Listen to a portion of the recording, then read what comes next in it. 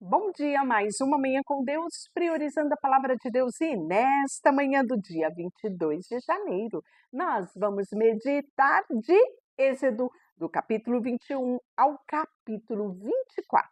E que a paz do Senhor encha o teu coração nesta manhã.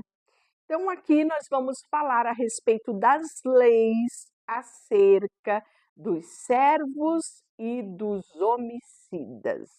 Estes são os estatutos que proclamarás a eles.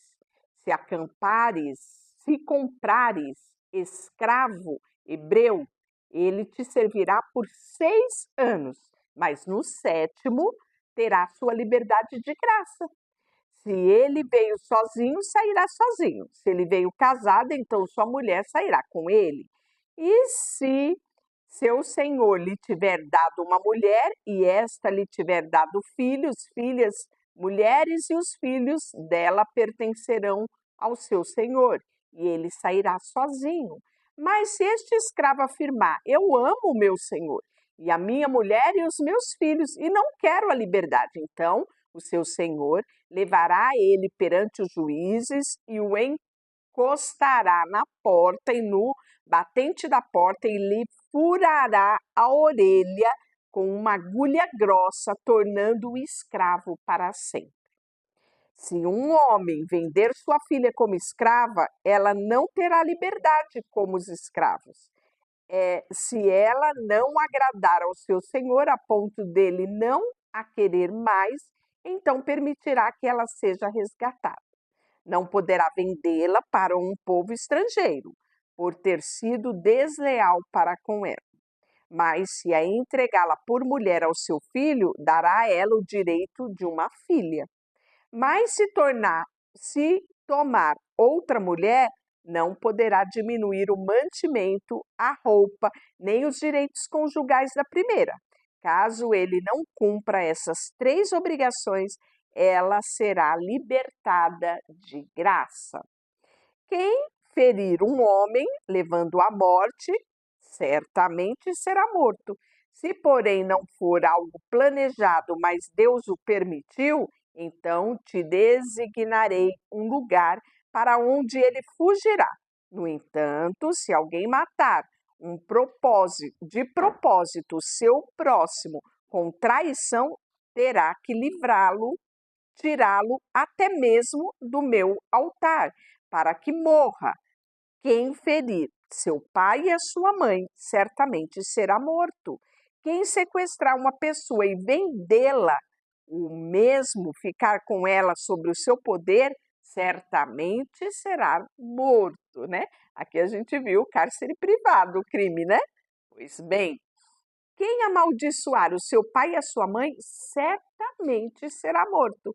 Os 2 homens brigarem e um deles ferir o outro com pedra ou com soco, e este não morrer, mas ficar de cama, se ele voltar a se levantar, conseguir andar apoiado no seu bordão, aquele que o feriu será absolvido.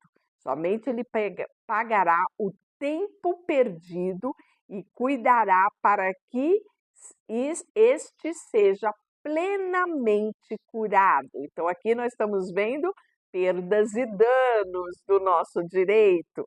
Pois bem, se alguém ferir seu escravo ou a sua escrava, a paulada, de imediato causar-lhe a morte, certamente será castigado. Mas se sobreviver 1 ou 2 dias, o dono não será castigado, porque é propriedade sua.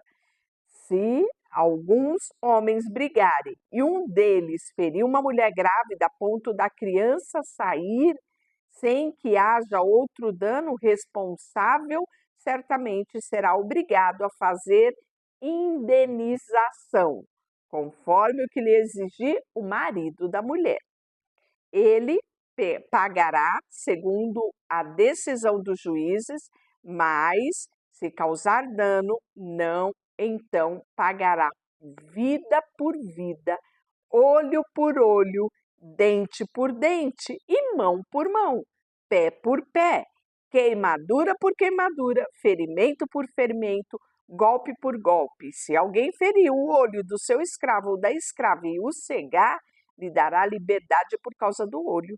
Da mesma forma, se tirar um dente do seu escravo ou da sua escrava, lhe dará liberdade por causa do dente. Se o boi chifrar um homem ou uma mulher, causando-lhe morte, o boi certamente será apedrejado e a sua carne não será comida, mas o dono do boi será absorvido. Mas se o boi já costumava chifrar e o seu dono, tendo sido advertido, não o manteve preso, o boi que matar um homem ou uma mulher será apedrejado e o seu dono também será morto. Se lhe for exigido um pagamento, como resgate da sua vida, pagará tudo o que for exigido. E se o boi tiver chifrado um menino ou uma menina, a justiça lhe será aplicada da mesma maneira. Mas se o boi chifrar um escravo ou uma escrava, um dono receberá 30 ciclos de prata e o boi será apedrejado. Então, aqui estamos vendo as primeiras leis, né? Nós tivemos ontem as leis a respeito dos ídolos, né? Deus, ele foi veemente, incisivo nesta questão dos ídolos. Não tenha ídolos diante de vós. E agora ele está falando a respeito do servo, dos homens, do dia a dia ali, inclusive fixando indenização, deixando muito claro como deveria funcionar as coisas, né? Você sabia que hoje boa parte do nosso ordenamento jurídico tem base no Pentateuco?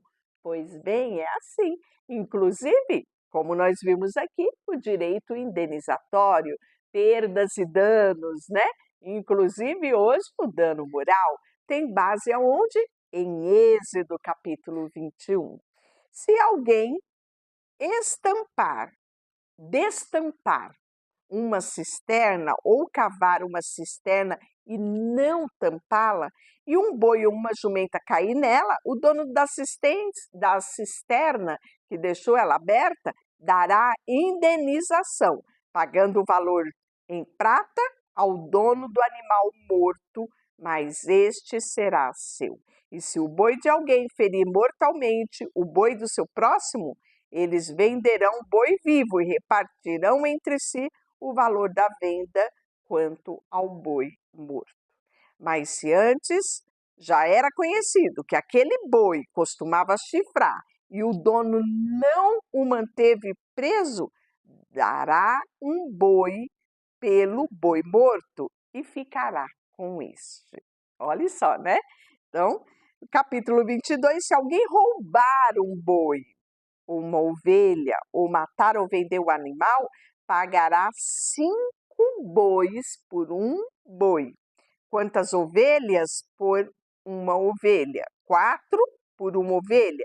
E se um ladrão for pego arrombando uma casa, se for ferido mortalmente, aquele que o feriu não será culpado de derramar o sangue. Mas se o sol já tiver nascido, qualquer que o feriu será culpado por derramar o sangue. O ladrão dará plena indenização. E se não possuir nada, será vendido. Isso mesmo, pelo seu roubo.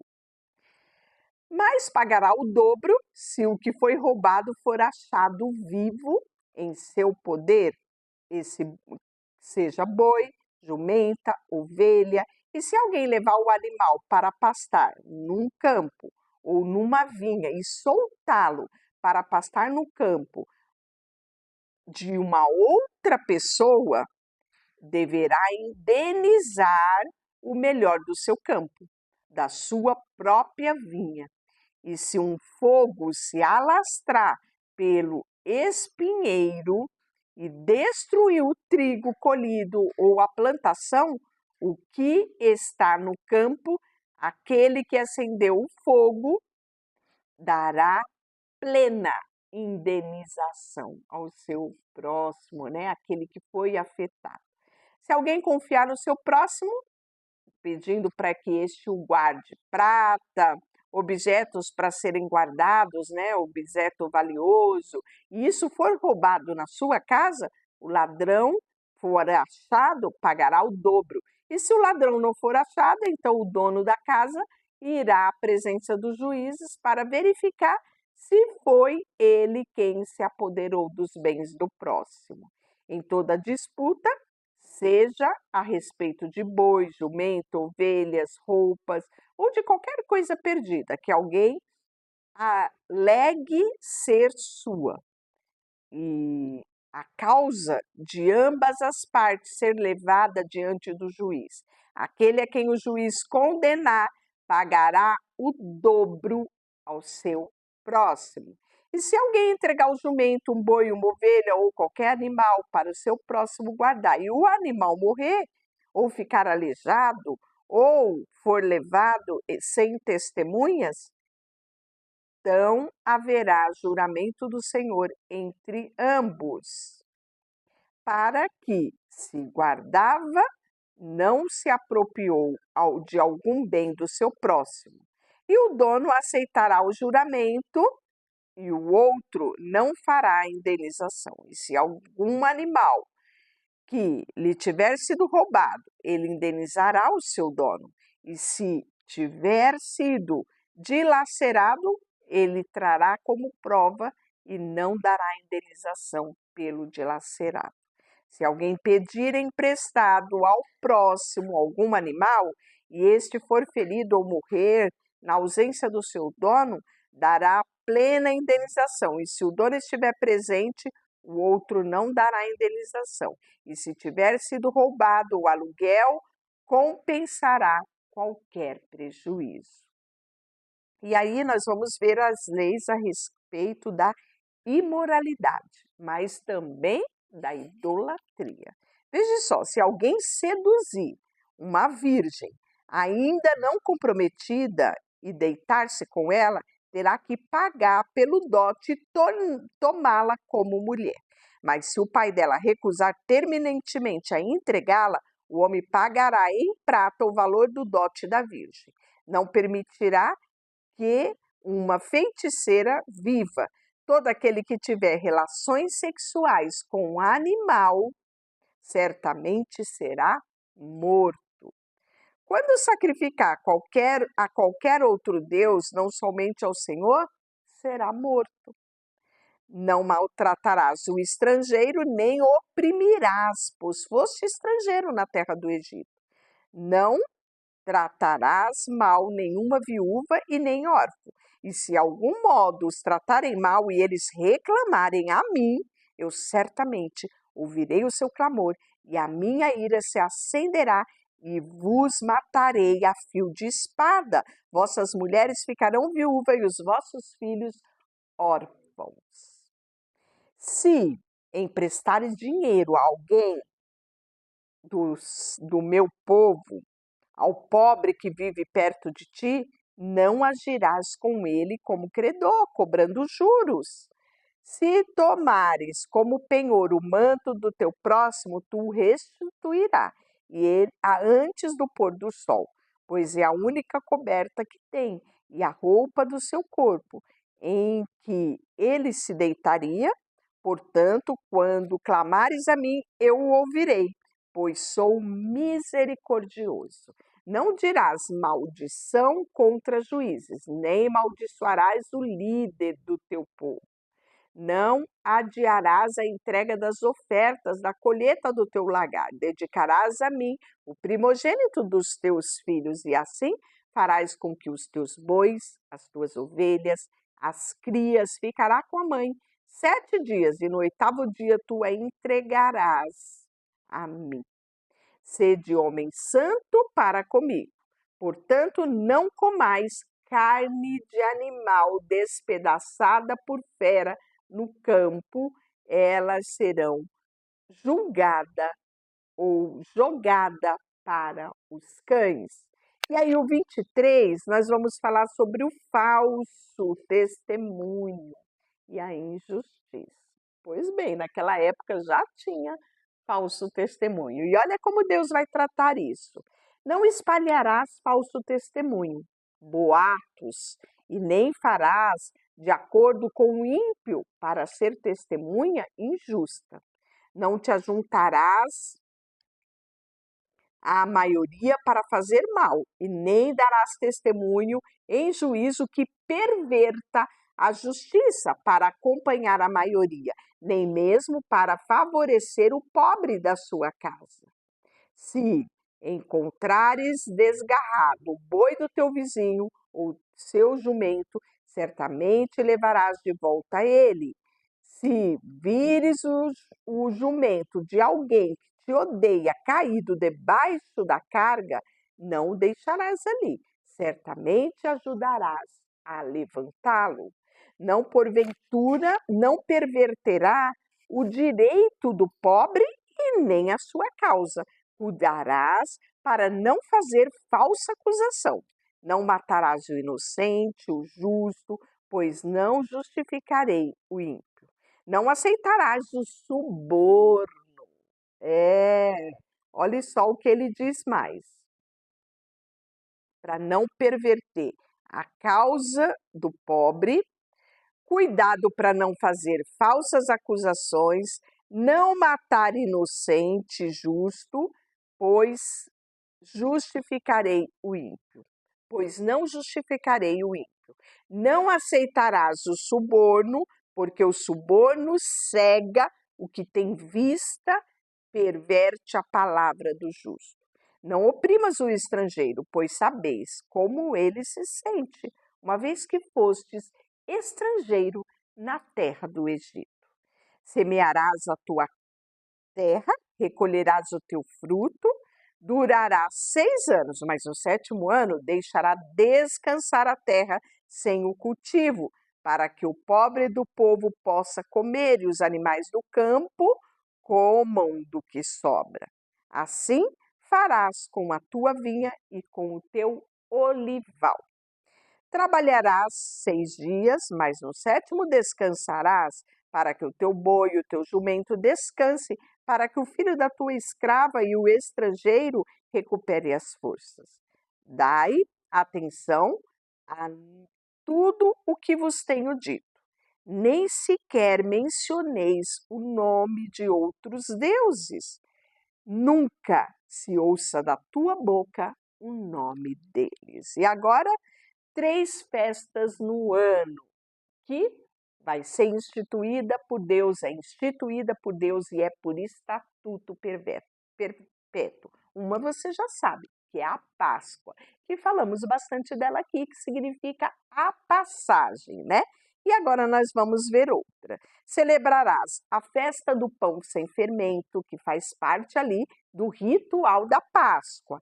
Comerás pão sem fermento durante 7 dias, como te ordenei, na data indicada, no mês de Abibe, porque nele saíste do Egito, e ninguém apareça diante de mim de mãos vazias. Também celebrarás a festa da colheita dos primeiros frutos do teu trabalho, do que tiveres semeado no campo. De igual modo, celebrarás a festa da colheita no fim do ano, quando estiver colhido do campo o fruto do teu trabalho.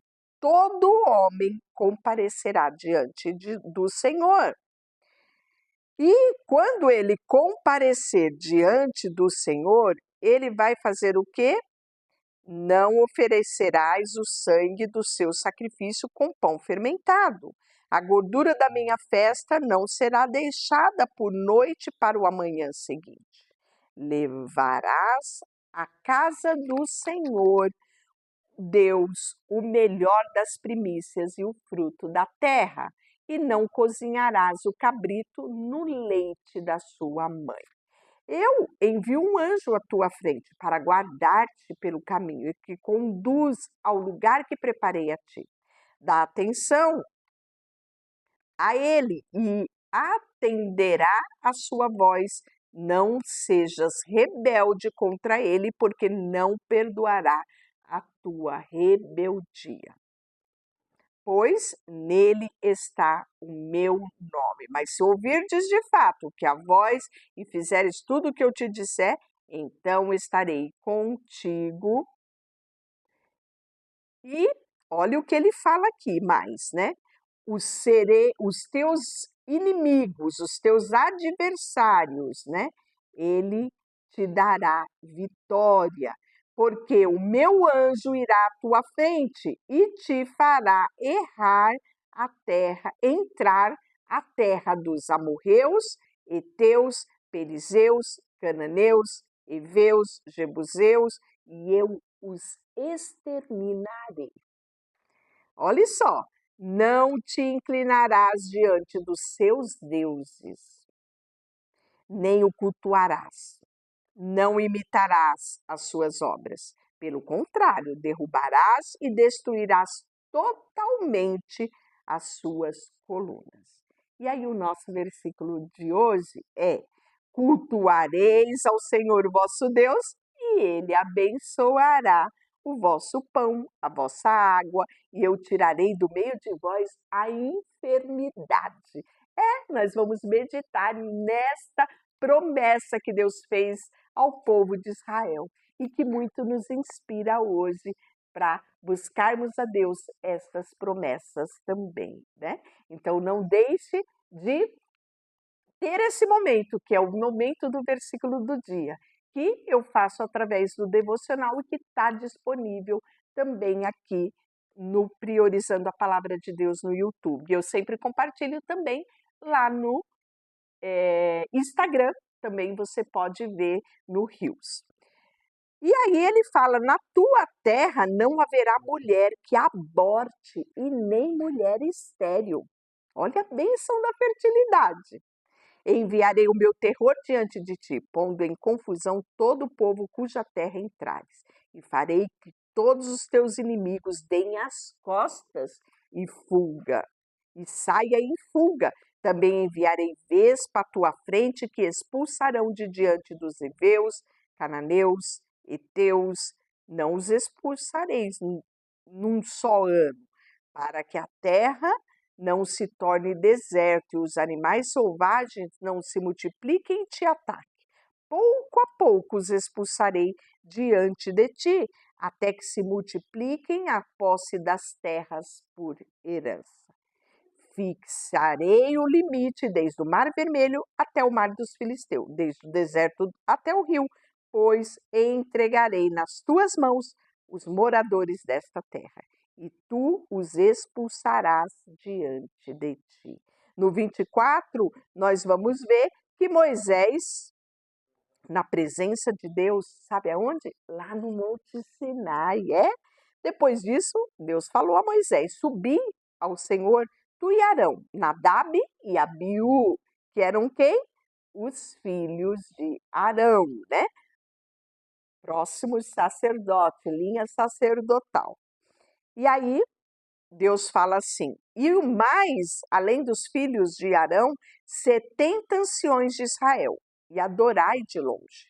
Só Moisés se aproximará do Senhor, e os outros não se aproximarão, nem o povo subirá com ele. Moisés foi, levantou o povo todo, levou ao povo toda a palavra do Senhor e todos os seus estatutos, então unânime.